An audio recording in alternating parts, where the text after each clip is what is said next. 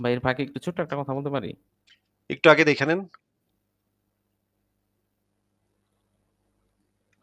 এটা হচ্ছে ইবনে কাসিরের তাফসীর। একটু পড়েন তো ভাই এখানে কি লেখা আছে? একবার রাসূল সাল্লাল্লাহু আলাইহি ওয়াসাল্লাম আমার হাত ধরিয়া বলিলেন, আল্লাহ তাআলা আসমান সমূহ পৃথিবীকে ৬ দিনে সৃষ্টি করিয়াছেন। তিনি ৭ম দিনে আরশে সমাসীন হইয়াছেন। শনিবারে তিনি মাটি সৃজন করিয়াছেন, রবিবারে পাহাড়। তারপরে? সৃষ্টি করিয়াছেন। সোমবারে গাছ সৃষ্টি করিয়াছেন, মঙ্গলবারে আ অপছন্দনীয় আরকি বস্তু বানান ভুল হইছে দন্তের স লেখা। বস্তু সৃষ্টি করিয়াছেন। বুধবারে সৃষ্টি করিয়াছেন নূর। একটু আরেকবার পড়েন, এই লাইন আরেকবার পড়েন তো একটু। হ্যাঁ, বুধবারে তিনি নূর সৃষ্টি করেছেন, লাইট সৃষ্টি করছে। তাইলে আপনি তো নূর বললেন যে নূর সে সৃষ্টি করে নাই। নূর তো তার অংশ। তার অংশ এটাই তো এটার মানে আমি একটা তাফসীরে এটার দলিল পড়েছিলাম। দেখেন, এটার দলিল দেখেন। তাহলে দলিল দেখেন। আমি আপনাকে সেই জিনিস দেখায় দিছি। তিনি নূর সৃষ্টি করেন বুধবার দিন। আপনি একটু দলিল দেখান যে নূর তার অংশ। আচ্ছা আমি রেফারেন্স কালেক্ট করে পরবর্তীতে যদি আপনার সাথে আবার লাইভে আসি তখন আমি দেখায় দিব না ইনশাআল্লাহ। তাহলে আজকে তো আপনার যেটা আপনি দাবি করবেন ভাই সেই জিনিসটা তো আপনার সামনাসামনি দেখাইতে হবে। নাহলে তো আমি আ আচ্ছা যাক এখন ব্রাদার আচ্ছা এটা তো আছে এখানে থাকলো। আমি আসলে এই এক ভাই কমেন্ট করছে। কমেন্ট থেকে একটা কথা বলতে পারি? না, আপনি যেইদিন দাবির সপক্ষে দলিল দিতে পারবেন সেদিন আসবেন এবং এরপরে যেদিন আসবেন সেদিন সমস্ত দলিল প্রমাণ একসাথে করে নিয়ে আসবেন। কারণ আমরা দলিল ছাড়া এখানে কোনো কথা বলি না। দলিল ছাড়া আপনি আগাইতে পারবেন না। ২ নম্বর কথা হচ্ছে আল্লাহর যে বডি আছে সেই বডি যে নূর দিয়া তৈরি সেটারও দলিল আনবেন এবং এটা তো আল্লাহ ওই মিরাজের হাদিসে বলা আছে। আচ্ছা, সর্বপ্রথম সৃষ্টি মানে মিরাজের রাতে তো আল্লাহর নবী মুহাম্মদ তো নবীরে আল্লাহরে দেখাই নাই। তাহলে আপনি পাইলেন কোথায়? দেখছি বলা যাই হোক হয়েছিল যে আপনি দেখছেন কিনা। পরে বলছে যে উনি তো নূর। উনাকে কিভাবে দেখব? নূর তো দেখাই যাবে। আলো হইলে তো দেখাই যাবে। আলো হইলে দেখতে সমস্যা কোথায়? কিন্তু আপনাকে যে জিনিসটা বলেছিলাম যে আপনার যে সংজ্ঞাটা আপনি দিছেন যে আল্লাহ পাক তৈরিকারক, আল্লাহ পাক সৃষ্টিকর্তা না, তৈরিকর্তা। আ এক্সিস্টিং পদার্থ থেকে আল্লাহ পাক আচ্ছা তাইলে আরেকটা এই যে পদার্থে এখানে যে রূপান্তর করে। এই নূর জিনিসটা যে আপনি বলছেন, এই হ্যাঁ। জিনিসটা বলার মাধ্যমে আপনি ইসলামের যে মৌলিক আকীদা, শুধুমাত্র ইসলামের মৌলিক আকীদা না, সমস্ত ধর্মের মৌলিক আকীদাই আপনি নষ্ট করে দিছেন। কারণ ঈশ্বর কনসেপ্টটাই হচ্ছে সে কোনো কিছু ছাড়াই কোনো কিছু সৃষ্টি করতে পারে। এইটা হচ্ছে ঈশ্বরের কনসেপ্ট। এটা একদম আদিম যুগ থেকে এই পর্যন্ত এটাই চলে আসছে। আপনি বলছেন যে সে হচ্ছে আ প্র এ এক্সিস্টিং প্রকৃতির জিনিসপত্র নিয়ে, উপাদানগুলা নিয়ে পরিবর্তন ঘটায়। সে তৈরিকারক। আপনি পুরা শুধুমাত্র যে ইসলামের আল্লাহর বাঁশ মারছেন তা না। পুরা যাবতীয় যত ধর্ম পৃথিবীতে এই পর্যন্ত আছে এবং ভবিষ্যতে আসবে সমস্ত আচ্ছা ভাই ঈশ্বরের বুদ্ধ কি একেবারে ধর্ম? বাঁশ মেরে দিচ্ছেন। বৌদ্ধ ধর্ম একটা নাস্তিকবাদী ধর্ম। এই যে তাইলে তো আপনি বুদ্ধ ধর্মে তো আখিরাতের কোনো বিশ্বাসই নাই। তাইলে এটা ধর্ম কেমনে আছে, হইল? আছে। বৌদ্ধ ধর্মের ভিতরে আখিরাতের বিষয়াদি আছে। গৌতম বুদ্ধ নিজে নাস্তিক ছিল। কিন্তু বৌদ্ধ ধর্মের ভিতরে পরকাল আছে, নরক আছে, নরকে শাস্তি প্রদান আছে। আপনি একটু পইড়া দেখেন ভাই গিয়ে, হ্যাঁ? আচ্ছা বিষয় হইতাছে যে ইসলাম ধর্মে বিষয় যে হইতেছে ধরেন বিষয় ভাই বিষয় হইতেছে যে আপনি মানে কিছুই জানেন না। এটা হচ্ছে সবচেয়ে ইম্পোর্টেন্ট বিষয়। আপনি একেকটা জিনিস উত্থাপন করেন। যখনই আপনাকে ঠিক করে দেই তখন আপনি আবার আরেকটা প্রসঙ্গে চলে যান। আপনি এরপরে যেই কথাগুলা এরপরে আর আপনার কোন কথা আমি শুনতেছি না। কারণ হচ্ছে আপনি সেই জিনিসের প্রমাণ দেখাতে পারেন নাই যে আল্লাহ পাক নূর সৃষ্টি করছে। আল্লাহ পাক সর্বপ্রথম কোন জিনিসটা সৃষ্টি করছে বলেন তো? সর্বপ্রথম কোন জিনিসটা সৃষ্টি করছে? নূর? না, আল্লাহ পাক সর্বপ্রথম সৃষ্টি করছে কলম। হ্যাঁ, কলম সৃষ্টি করছে এটা বলা তাহলে আছে। নূর বললেন কেন? না ভুল হয়ে গেছে আমার। আচ্ছা জিনিসটা তো কলমকে মনে সৃষ্টি থাকে করার না। পরে কি বলল? কলমকে সৃষ্টি করার পর কি বলল? কলমকে বললেন যে লেখো, দুনিয়ার আদি হইতে অন্ত পর্যন্ত যা ঘটবে সবকিছু লেখো। তারপর কলম তাকে কি জিজ্ঞেস করল? কি লিখবো? ১ম এ কলম বলা বলেছিল তাকে কি লিখবো? আর উত্তর হইছে আদি হতে অন্ত পর্যন্ত যা ঘটবে সবই লিখো। আচ্ছা, তার মানে সে কলমটা কি গায়েব জানে? কলমকে প্রোগ্রামিং করা হইছে হয়তো। কলমটা গায়েব জানে নাকি জানে না? সেটা জিজ্ঞেস করেছি। কলম তো অবশ্যই গায়েব জানে না। তো গায়েব না জানলে কলম লিখবে কিভাবে? মানে সৃষ্টিকর্তা কলমের ভিতর হয়তো প্রোগ্রামিং করে রাখছে। যেই প্রোগ্রামই করুক না কেন, তাকে যদি সেই জ্ঞানটা না দেয়া হয়, তাহলে সে প্রোগ্রামিং করে লাভ কি? সে কেমনে লিখবে? গায়েব ভবিষ্যতে কি হবে সেটা কি সে জানে কলমটা নাকি জানে না? না কলম হয়তোবা একটা ম্যাথমেটিক্যাল প্রবলেম সলভ করছে যে আরে এত কলমকে বড় তো জিজ্ঞেস করা কলমকে তো নির্দেশ দেওয়া হইছে মানে কিয়ামত পর্যন্ত যা, যা হবে সবকিছু লিখে ফেলো। এটা তো কলমকে বলা হইছে, তাই না? হ্যাঁ, তাইলে কলমকে এই নির্দেশ দেওয়ার মানেই তো হচ্ছে কলম অলরেডি জানে যে কিয়ামত পর্যন্ত কি, কি হবে। হ্যাঁ, অবশ্যই জানে। তাহলে কলম যদি না জানতো যে কিয়ামত পর্যন্ত কি, কি হবে তাহলে তো সেই নির্দেশ দেওয়ার কোনো অর্থই হয় না। তাই না? হ্যাঁ, সেটা তো অবশ্যই তার কলম মানে অবশ্যই কলমটা তো জানে। গায়েব জানে নাকি? হ্যাঁ, জানে গায়েব জানে। তাহলে মানে গায়েব যে জানে তাকে তো আল্লাহ বলে নাকি? এখন কাহিনী হচ্ছে যে স্রষ্টা মানে আমাদের বিশ্বাস এখন ধরেন পার্সপেক্টিভ। আপনার যেহেতু শুধুমাত্র নাস্তিক শুধু এইজন্য ইসলামের আপনাদের ইসলামের পার্সপেক্টিভ আকিদা একরকম, আমাদের পার্সপেক্টিভ আরেক ইসলামের রকম। আকিদা তো এটাই যে, যে গায়েব জানে সে আল্লাহ। আল্লাহ ছাড়া আর কেউ গায়েব জানে না। আমরা এখানে ভাই ২ টা আল্লাহর আল্লাহ পাককে বিশ্বাসটা পাইতেছি। ধরেন আপনাদের কিন্তু আল্লাহর এখানে বিশ্বাস নাই যার ভাই কারণে কথার আপনাদের মাঝখানে কথা পার্সপেক্টিভ বলতেছেন আলাদা। কেন? কথার মাঝখানে কথা বলতেছেন কেন? হ্যাঁ, হ্যাঁ এখানে বলেন। আমরা ২ টা আল্লাহ পাককে পাচ্ছি যে ২ টা সত্তা, যে ২ টা সত্তা গায়েব জানে। একটা হচ্ছে আল্লাহ পাক, আরেকটা হচ্ছে সেই কলমটা, যে কলমটা কিয়ামত পর্যন্ত কি, কি হবে লিখে ফেলাইছে।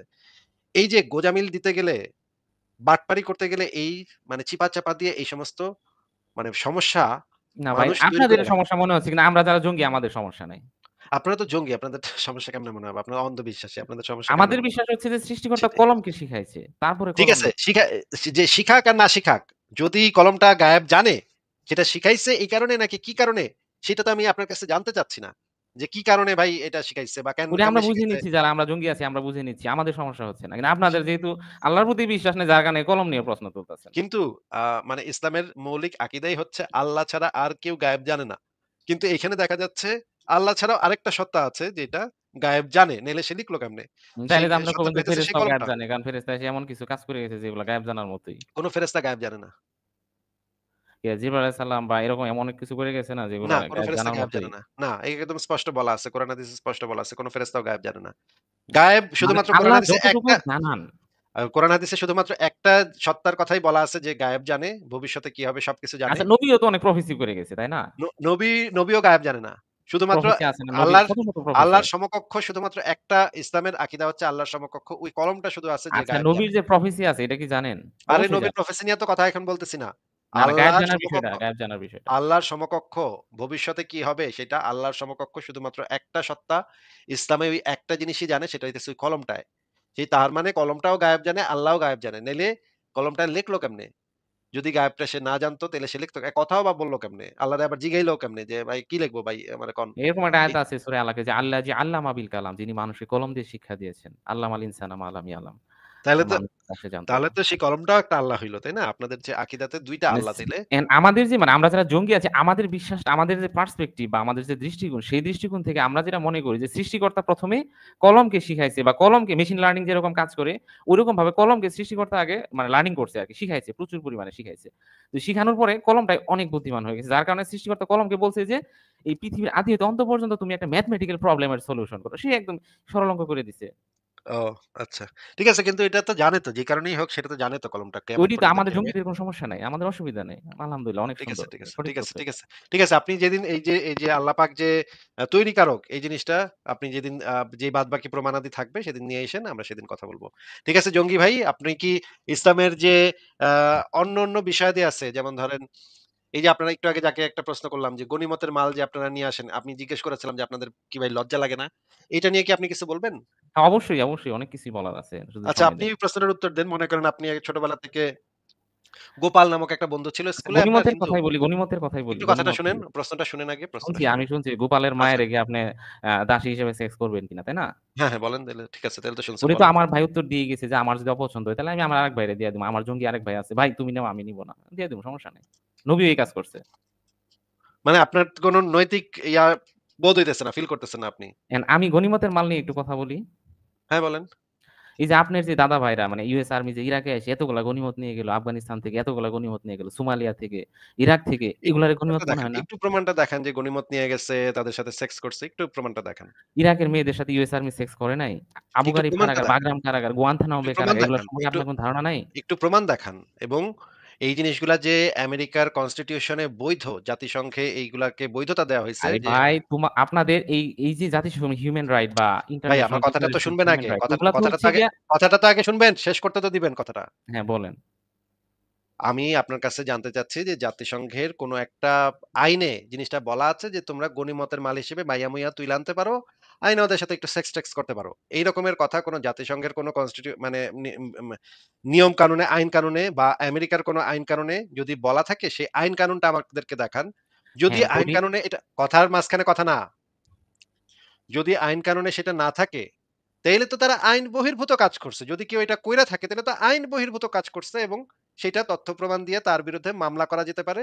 তার বিরুদ্ধে মানবতা বিরোধী অপরাধের দায়ে তাকে অভিযুক্ত করা যেতে পারে। সে আইন বিরোধী সম্পূর্ণ বেআইনি অন্যায় কাজ করছে। এটা তো যদি আইনে এটা বলা থাকে যে তোমরা করতে পারো, তাইলে আপনার দেখাইতে হবে যে আইনে এটা বলা আছে, আমেরিকার আইনে বলা আছে তোমরা আ যুদ্ধে জিতলে মাইয়া আইনা একটু গনিমতের মাল হিসেবে রেপ-টেপ করতে পারো। এটা আপনি আইন থেকে দেখাইবেন।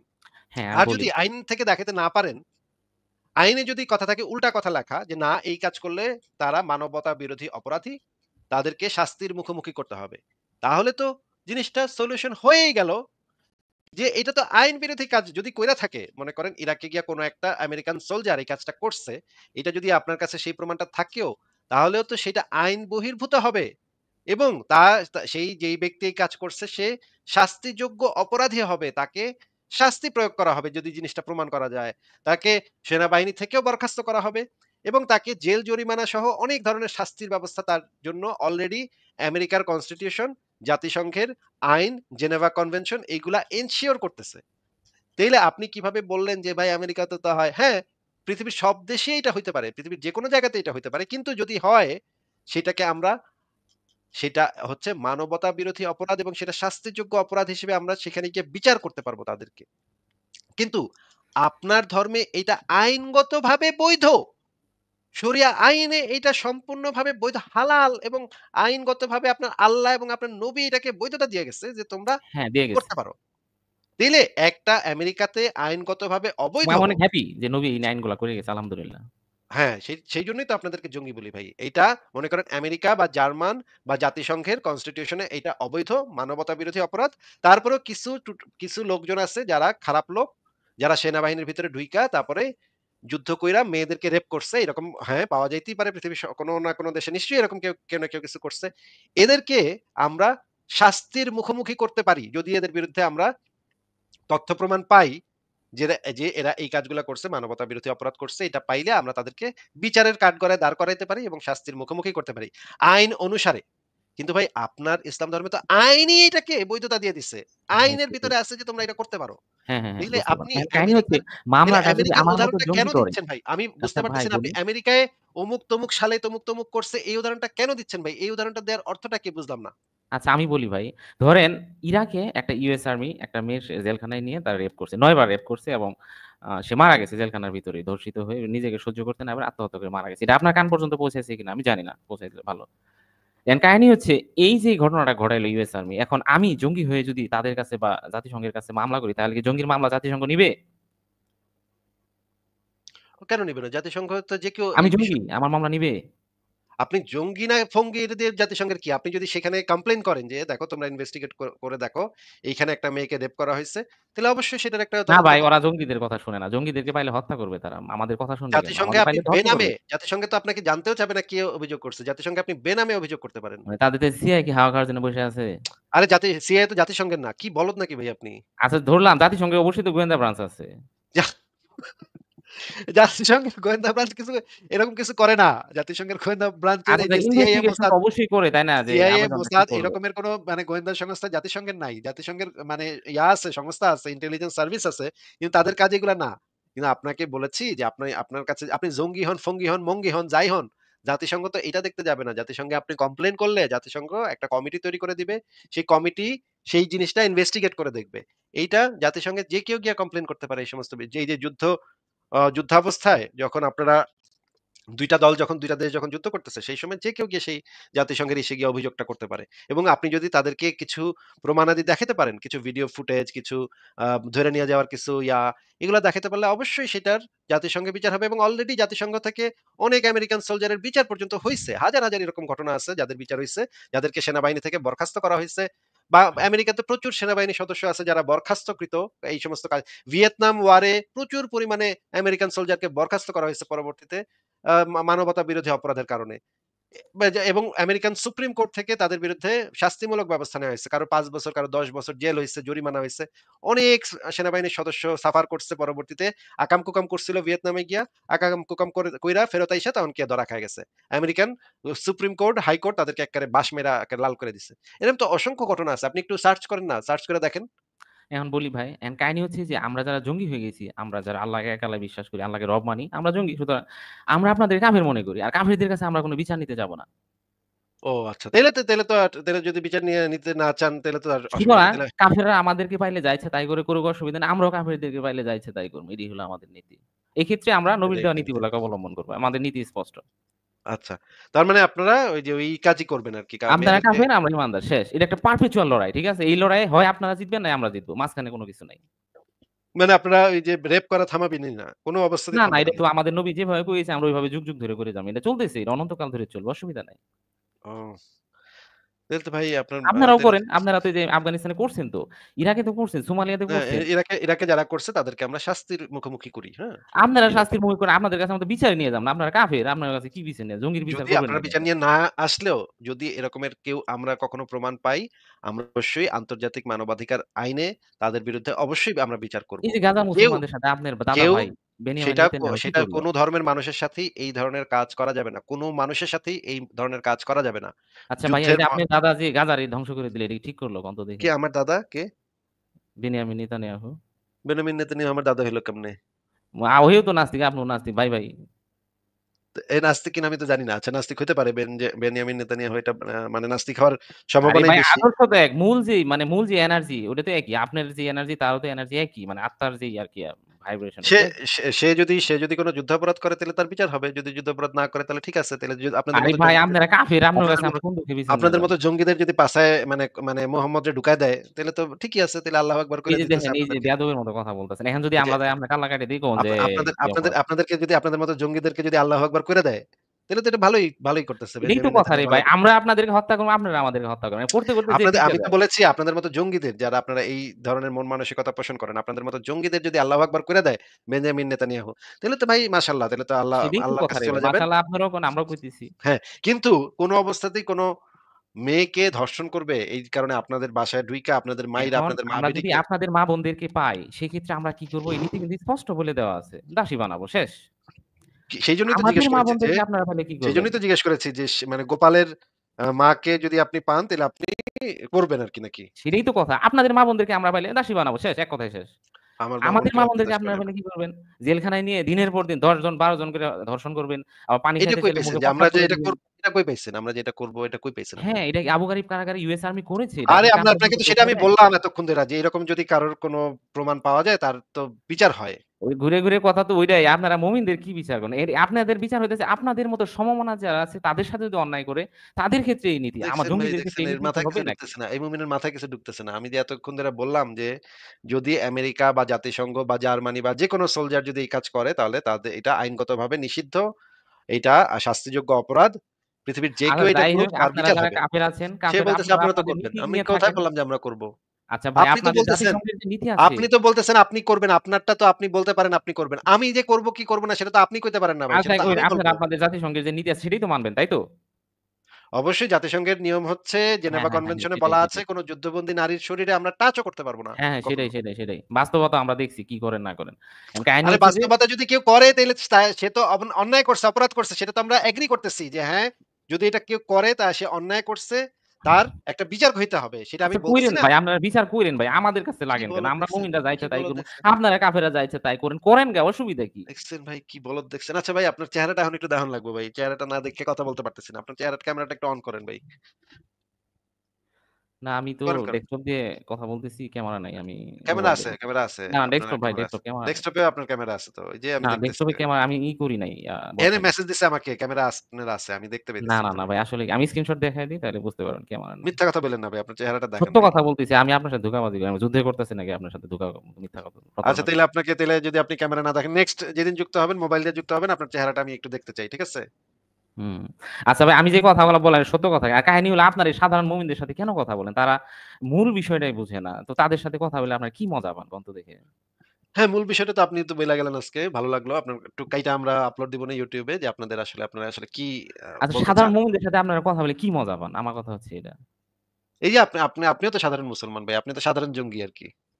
ইসলামের সাধারণ একজন জঙ্গি, তাই না? না, না, আপনি তো যারা অসাধারণ এই যে বোকা-শোকা লোক আসে, যারা ভাই মূল বিষয়টা বুঝে না। আপনি তো অসাধারণ কোন ব্যক্তি না ভাই। আপনিও সাধারণ। সবাই সাধারণ কিন্তু তারপরেও মূল বিষয়টা বুঝা আর না বুঝার বিষয় আরকি। হ্যাঁ, মানে সেটা মূল তো আপনি কেসটা আজকে কি? বুঝায় দিলেন যে অসুবিধা নেই। আমরা ঈমান আর বুঝতে কুফরের পারলাম। যে মূল কেস, সেই কেসটা কি? এই জিনিসটা কিন্তু সবাই বুঝে না। মুমিন আল্লাহ এক আল্লাহ বিশ্বাস করে এবং নবী যা করছে না জেনে সমর্থন করে কিংবা জেনেও টুকটাক সমর্থন করে। কিন্তু আসল ঘটনা কিন্তু তারা বোঝে না। অধিকাংশই সোজা আসল কথা। ঘটনাটা কি? তাহলে বলেন আপনি বইলা দেন। আসল কথা তো এইটাই যে পুরা পৃথিবীর মানুষরা ২ ভাগে বিভক্ত। এক পক্ষে হলো জঙ্গি, আরেক পক্ষ হলো কাফের। জঙ্গিরা কাফেরদের সাথে যুগ, যুগ ধরে যুদ্ধ করে যাইতেছে। এবং ২ পক্ষই মোটামুটি মানে এক পক্ষ একবার জঙ্গিরা জিতে যেমন আমরা ৭ম শতাব্দীতে জিতে গেছিলাম। আপনাদেরকে একেবারে সেই গণধোলাই দিছি, তাই না? তারপরে আস্তে, আস্তে আমরা গণধোলাই না, সমস্ত গণহত্যা করছেন আরকি। গণহত্যা করছেন। সেটাই হ্যাঁ। আরকি। আমরা রুম পারস্যের একেবারে হোগা মাইরা দিছি। কথা বুঝেন নাই? আচ্ছা, আচ্ছা। তারপরে আমাদের শক্তি আরেকটু বাড়ছিল। মোটামুটি ১৫ শতাব্দী পর্যন্ত আমাদের এনার্জি হিউজ ছিল। তারপর আস্তে, আস্তে কমে কাফেরদের শক্তি একটু তারপরে বাইরে গেছে। তখন তখন আপনাদের হোগার কি হইছে এই সময়ে? আস্তে, আস্তে আমাদের হোগায় আপনারা মারছেন। মোটামুটি আ ৫০০ বছর ধরে মাইরা আসতেছেন। তো আ এখন পরিস্থিতি আরো ভয়াবহ। তবে আপনাদেরকে হোগা মারার জন্য আবার প্রস্তুতি নিতে আছি ইনশাআল্লাহ। ঈসা আলাইহিস সালাম আসতেছে। একদম চূড়ান্ত হোগা না, মাইরা আপনাদেরকে দুনিয়া থেকে বাইর করে দিব ইনশাআল্লাহ। কিন্তু এই সময় তো আপনারা ঘোড়ায় করে দৌড় দিবেন এটা তো হইব না। এখন তো না, ভাই না ভাই অস্ত্র ঘোড়ায় করে বলা আছে কিন্তু আল্টিমেটলি পরিস্থিতি ওরকমই যাবে ইনশাআল্লাহ। আমাদের রাসূল সাল্লাল্লাহু আলাইহি ওয়াসাল্লাম যা বলছে সেটাই ঘটবে। আপনারা যতই লাফালাফি চুদান হবে না ভাই, হবে না। কিন্তু আপনি মনে করতেছেন এখন আবার ওই যে গাধার পিঠে উইঠা আপনি দৌড় দিবেন। না, না, না কাফের এইগুলা পক্ষে বাদ দেন। করতে এই এটা এখন ধরনের সম্ভব। উল্টাপাল্টা এখন মেটাফরিক্যাল কথা বাদ দেন। ঠিক আছে? ট্যাংকের সাথে আপনারা ওই আচ্ছা, গাধার পিঠে আচ্ছা দৌড়ায় পারবেন? তালেবানরা কি আচ্ছা কোন তালেবানরা কি এই গাধার পিঠে চড়ে যুদ্ধ করছে ইউএস আর্মির সাথে? তালেবানরা তো এটা তো মানে আপনার নবী তো বইলা গেছে, ভবিষ্যৎবাণী কইরা গেছে যে আপনাদের নবী এই বইলা যে গেছে, নবী তার মতো করে ইমাম বইলা গেছে। মেহেদী ওটাই ঘোড়ায় ঘটবে করে আসবো। ইনশাআল্লাহ। ইমাম মেহেদী ঘোড়ায় করে আসবে এটা কইছে না? ইমাম মাহাদি ঘোড়ায় করে কে বলছে এটা? আপনি হাদিস না আ জাইনা উল্টাপাল্টা কথা আরে বলেন কেন? হাদিসের ভিতরে আছে ইমাম মেহেদী ঘোড়ায় করে আসবে। উল্টাপাল্টা কথা কয়। হ্যাঁ, আপনি জানেন না। আপনি না জেনে কথাবার্তা বলেন। আপনার কাছ ভাই থেকে আমি উত্তর পড়ছি দিই নাই। কিতাবুল ফিতান কি আপনি পড়ছেন সম্পূর্ণ নয় বিন হাম্মাদের? আমি সব কিতাবই পড়ছি। সব আপনি যে কিতাবই পড়ছেন। কিতাবের নামও শোনেন নাই সে কিতাবও আমি পড়ছি। আচ্ছা পড়ছেন ভালো অনেক কিছু পড়ছেন। কিন্তু কাহিনী উল্টাপাল্টা কথা বলেন কেন? ইমাম মাহাদি কি আপনার যে করবে? জেরুজালেমে যে গেটের কাছে যখন ইমাম মেহেদী এসে খাড়াইবো তখন কিসে কইরা নাম বসে? জেরুজালেমের গেটে ইমাম মাহাদি ঈসা আলাইহিস সালাম। আরে ইমাম মেহেদী যে জেরুজালেমের গেটের সামনে আসবো। জেরুজালেমের গেটের সামনে ঈসা আলাইহিস সালাম আসবে। ইমাম মাহাদি কেন? আচ্ছা ঠিক আছে আপনার আমি পরে বের করে দেখাবো। তাইলে এখন আপনাকে আমরা বিদায় জানাই। আপনার কথা শুনলাম। জঙ্গি ভাইটি। ঠিক আছে ভালো থাকেন তাইলে। আচ্ছা ভাই আ কি আর বলবো আপনারা থাকেন আপনাদের মতো আমরা আমাদের মতো থাকি ইনশাআল্লাহ। যুদ্ধ ভাই আছে গাজওয়াতুল হিন্দের অপেক্ষায় আছি ইনশাআল্লাহ ভাই অপেক্ষায় হ্যাঁ, আছি। হ্যাঁ, হ্যাঁ করেন আপনারা তেল মালিশ করেন, হ্যাঁ? জায়গায় তেল মালিশ করেন। তেল মালিশ গাজওয়াতুল যারা হিন্দে করে আপনাদের দেয়া হবে। গাজওয়াতুল হিন্দে আপনাদেরকে পেছন দিয়ে ভালো করে দেয়া হবে। আপনারা নিজেদের ওই জায়গায় তেল ভালো করে মালিশ করেন। কারণ পরে তো খাইতে হবে আপনাদের ওইখানে। ঠিক আছে পরের জনকে যুক্ত করি।